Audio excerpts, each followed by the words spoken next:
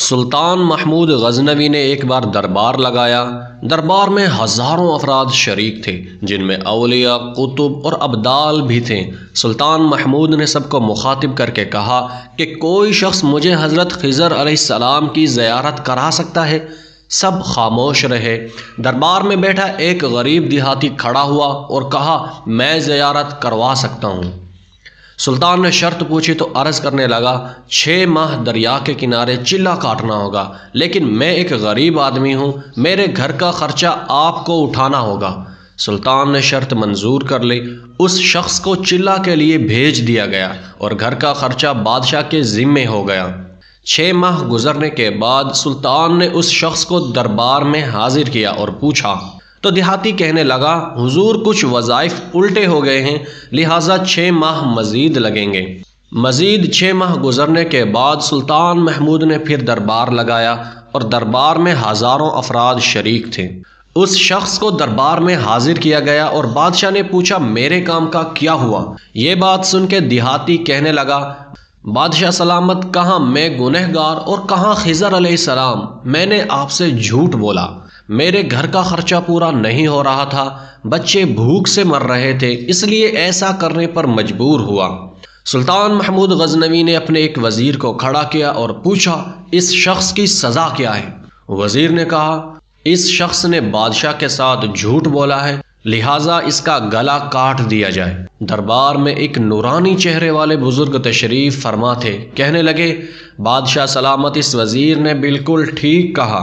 بادشاہ نے دوسرے وزیر سے پوچھا، آپ بتاؤ۔ اس نے کہا، اس شخص نے بادشاہ کے ساتھ فراڈ کیا ہے، اس کا گلا نہ کاٹا جائے بلکہ اسے کتوں کے آگے ڈالا جائے تاکہ یہ ذلیل ہو کر مرے، اور اسے مرنے میں کچھ نہ کچھ وقت تو لگنا چاہیے۔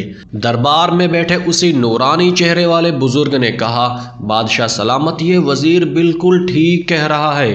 سلطان محمود غزنوی نے اپنے پیارے غلام ایاز محمود سے پوچھا، آپ کیا کہتے ہو؟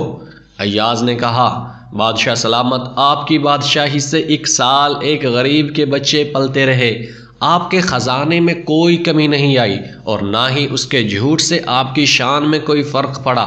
اگر آپ میری بات مانیں تو اسے معاف کر دیں، اگر اسے قتل کر دیا تو اس کے بچے بھوک سے مر جائیں گے۔ ایاز کی یہ بات سن کر محفل میں بیٹھا وہی نورانی چہرے والا بابا کہنے لگا، ایاز بالکل ٹھیک کہہ رہا ہے۔ سلطان محمود غزنوی نے اس بابا کو بلایا اور پوچھا، آپ نے ہر وزیر کے فیصلے کو درست کہا، اس کی وجہ مجھے سمجھائی جائے۔ بابا کہنے لگا، بادشاہ سلامت، پہلے نمبر پر جس وزیر نے کہا کہ اس کا گلا کاٹا جائے وہ قوم کا قصائی ہے، اور قصائی کا کام ہے گلے کاٹنا۔ اس نے اپنا خاندانی رنگ دکھایا، غلطی اس کی نہیں آپ کی ہے کہ آپ نے ایک قصائی کو وزیر بنا لیا۔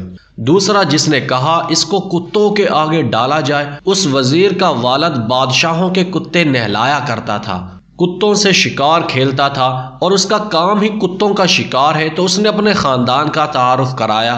آپ کی غلطی یہ ہے کہ آپ نے ایسے شخص کو وزارت دی۔ جہاں ایسے لوگ وزیر ہوں وہاں لوگوں نے بھوک سے ہی مرنا ہے۔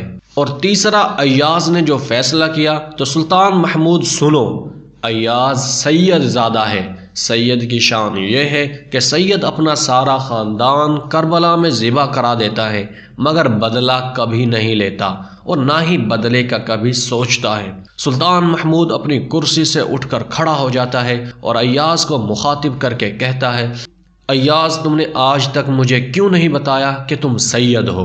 ایاز کہتا ہے کہ آج تک کسی کو اس بات کا علم نہ تھا کہ ایاز سید ہے، لیکن آج بابا جی نے میرا راز کھولا تو آج میں بھی راز کھول دیتا ہوں۔ سنو اے بادشاہ سلامت اور درباریوں، یہ بابا کوئی عام ہستی نہیں، یہی حضرت خضر علیہ السلام ہے۔ تو دوستو، یہ تھی آج کی ویڈیو۔ اگر آپ کو ہماری یہ ویڈیو پسند آئی ہے تو اسے لائک اور چینل کو سبسکرائب ضرور کر دینا۔ اگر آپ مزید ایسے انفارمیشن سے بری ویڈیوز دیکھنا چاہتے ہیں تو ہمارے چینل کو سبسکرائب کر کے ہمارے اس کمیونٹی کا حصہ بن جائیں۔ ملتے ہیں اگلی ویڈیو میں، تب تک کے لیے اجازت دیجیے، اللہ حافظ۔